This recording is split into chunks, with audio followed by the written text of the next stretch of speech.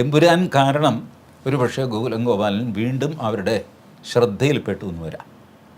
അതല്ലെങ്കിൽ തന്നെ എല്ലാ ബിസിനസ്സുകാരും അവരുടെ ശ്രദ്ധയിലാണ്. അതിൽ തെറ്റുമില്ല. ഇത് സ്ഥിരം നടക്കുന്നതാണ്. ആളുകൾക്ക് ഇത് അറിഞ്ഞുകൂടായിട്ടാണ്.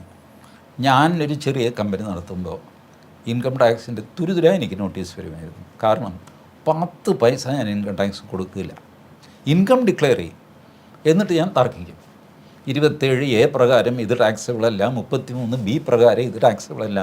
എൻ്റെ ഓഡിറ്റർ തർക്കിക്കും. ഓഡിറ്റർ അവസാനം വിഷമിച്ചു. ഞാൻ ഈ സംവിധാനം ഉണ്ടാക്കി ഇൻകം ടാക്സിൻ്റെ നോട്ടീസ് നേരെ ഓഡിറ്ററിൻ്റെ ഓഫീസിലേക്ക് പോയി എൻ്റെ അടുത്ത് വരില്ല. കാരണം അങ്ങനെയാണ് ആൻസർ ചെയ്യുന്നത്. നോട്ടീസിന് പിന്നാലെ നോട്ടീസ് വരും. ഒടുവിൽ ഗുസ്തിയും സംഗതിയൊക്കെ കഴിഞ്ഞിട്ട് 10 ലക്ഷം രൂപ കൊടുക്കാനുള്ളടുത്ത് ഒരു 4.5 ലക്ഷം രൂപ കൊടുത്ത് അത് സെറ്റിൽ ചെയ്യും. ഇത് എല്ലാ ബിസിനസ്സുകാരും ചെയ്യുന്നതാണ്. ഞാൻ ആ ബിസിനസ് നോക്കിക്കൊണ്ടിരുന്നു. അതിനോട് ആത്മാർത്ഥ പ്രവൃത്തി കഴിയാവുന്നതും നമ്മൾ അധ്വാനിച്ച കാശ് ചുമ്മാ സർക്കാരിന് കൊടുക്കാൻ പറ്റുമോ? അവർ ചുമ്മാ 35% കൊണ്ട് ഇവിടെ എന്നൊക്കെ പറയും. 35% ശരിയാണ്, പക്ഷേ ഇത് ടാക്സബിളല്ല. അത് തുടങ്ങിയ യുദ്ധം അത് പോയിട്ട് എവിടെയെങ്കിലും സെറ്റിൽ ചെയ്യും. അപ്പോൾ ഇതിൽ തെറ്റൊന്നും ഞാൻ കാണുന്നില്ല. ഗോകുലം ഗോപാലൻ്റെ കാര്യത്തിൽ സംഭവിച്ചിരിക്കുന്നത് ഇതിനു മുമ്പും അദ്ദേഹത്തെ അവർ റെയ്ഡ് ചെയ്തിരുന്നു, പിഴയിട്ടിരുന്നു, പിഴ അടച്ചിരുന്നു. ഇതൊക്കെ ബിസിനസ്സുകാരുടെ കാര്യത്തിൽ സംഭവിക്കുന്നതാണ്. പൃഥ്വിരാജനും അതാണ് സംഭവിച്ചിരിക്കുന്നത്. 2022 3 സിനിമകൾക്ക് കിട്ടിയ പ്രതിഫലം അക്കൗണ്ട് ചെയ്തിട്ടില്ല. പ്രതിഫലം കിട്ടാതെ ഇദ്ദേഹം അഭിനയിച്ചു എന്നാണോ? അതേസമയം പ്രൊഡ്യൂസർ ഷെയർ എടുത്തിട്ടുമുണ്ട്. So you are associated with that film. പ്രൊഡ്യൂസറുടെ ഷെയർ എടുത്തു. അഭിനയം ഫ്രീ ആയിരുന്നു. അപ്പോൾ അഭിനയത്തിന് കാശ് വാങ്ങിയില്ല. ഈ ചോദ്യമാണ് പോയിരിക്കുന്നത്. അത് 2022 അത് അവർ പറഞ്ഞത് ഓട്ടോ ജനറേറ്റഡ് നോട്ടീസസ് ആണ് ഇതൊക്കെ. കമ്പ്യൂട്ടർ ആ സമയം വന്നു കഴിയുമ്പോൾ ആ ദിവസം ആ സമയം വന്നു കഴിയുമ്പോൾ ടക്കെന്ന് പറഞ്ഞിട്ട് ഇമെയിലിൽ നോട്ടീസ് പോകും. Which nobody can stop. Nirmala സീതാരാമന് പോലും നിർത്താൻ പറ്റില്ല. അത് സോഫ്റ്റ്വെയറാണ്, ഡിം എന്ന് പറഞ്ഞിട്ട് ആ മെയിലങ്ങ് പോകും. This is what is happening.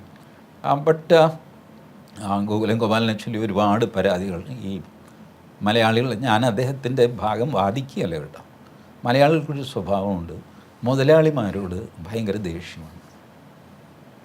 ഒരാൾ 10 പൈസ ഉണ്ടായി കഴിഞ്ഞാൽ എങ്ങനെയും അവനെ എർത്ത് ചെയ്യണം എന്നുള്ള ഒരു വാശിയാണ്. അതുകൊണ്ടാണ് കേരളത്തിൽ ഈ വലിയ വ്യവസായികളൊക്കെ അടുക്കാത്തത്. എന്തുകൊണ്ടാണ്?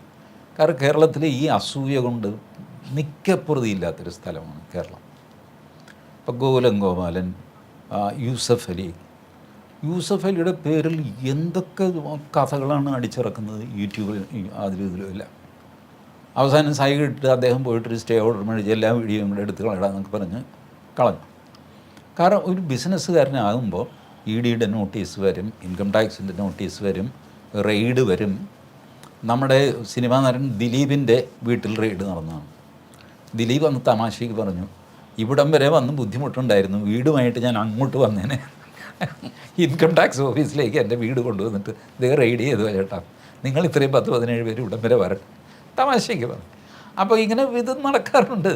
ഈ സിനിമാ നടന്മാരുടെയും ബിസിനസ്സുകാരുടെയും വീട്ടിലെല്ലാം ഇവർ കയറി ഇറങ്ങാറുണ്ട്. ചിലപ്പോൾ എന്തെങ്കിലുമൊക്കെ പിടിക്കപ്പെടും, ചിലപ്പോൾ നമ്മൾ തന്നെ അക്കൗണ്ട് ചെയ്യാൻ വിട്ടുപോയ പൈസ ഉണ്ടാവും. അപ്പം ഇങ്ങനെ ജോലി ചെയ്യുന്ന ഒരുപാട് ആൾക്കാരുണ്ട്, പ്രത്യേകിച്ച് വക്കീലന്മാർ, ഡോക്ടർമാർ. ഇവർക്കൊക്കെ ക്യാഷായിട്ടായിരിക്കും കക്ഷികൾ കൊണ്ടുവന്ന് തരുന്നത്.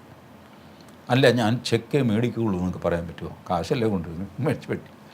ഇത് കുറച്ച് കഴിയുമ്പോൾ ഇത് കൃത്യമായ അക്കൗണ്ടിങ്ങും ഉണ്ടാവില്ല. ഇവർ വന്ന് റീഡ് ചെയ്ത്, പ്രമുഖനായ ഒരു ഡോക്ടറുടെ വീട് റീഡ് ചെയ്ത് കഴിഞ്ഞാൽ 5-10 ലക്ഷം രൂപ ചിലപ്പോൾ ക്യാഷായിട്ട് ഇരിപ്പുണ്ടാകും. ഇതിങ്ങേര് തന്നെ ഓർത്ത് കാണുന്നില്ല മറ്റേ അലമാരിയിൽ വെച്ചിട്ടുണ്ട് എന്നുള്ളത്.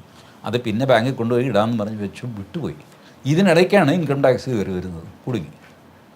പിന്നെ അത് ഡിക്ലെയർ ചെയ്ത് അതിൻ്റെ പിഴ അടച്ചിട്ട് കഴിഞ്ഞു. ഇതൊക്കെ ലീഗൽ പ്രോസസ്സാണ്. അതുകൊണ്ട് ഞാൻ ഗോകുലം ഗോപാലൻ ശുദ്ധ നിഷ്കളങ്കനാണ്, അതാണ് ഇതാണ്, അദ്ദേഹത്തെ ദ്രോഹിക്കുന്നതെന്നൊന്നുമല്ല പറയുന്നത്. പ്രോസസ്സ് ഇതാണ് അതിൻ്റെ. അതുകൊണ്ടായിരിക്കണം ഒരുപക്ഷെ ഗോകുലവും അക്ഷോഭ്യനായിട്ട് ശരി റെയ്ഡ് ചോദ്യം ചെയ്യുക എല്ലാത്തിനുമായിട്ട് സഹകരിക്കുന്നുണ്ട്. പുള്ളി മുങ്ങിയിട്ടൊന്നുമില്ല. പുള്ളി ഒരു ഫ്ലൈറ്റ് എടുത്തിട്ട് വല്ല ദുബായിക്ക് പോയിരുന്നെങ്കിൽ നമുക്ക് സംശയിക്കാമായിരുന്നു. അതില്ലാത്ത സ്ഥലത്ത് ആ ഒരു സംശയത്തിൻ്റെ ആനുകൂല്യം ഗോകുലം ഗോപാലനും കൊടുക്കണം എന്നാണ് എനിക്ക് തോന്നുന്നത്.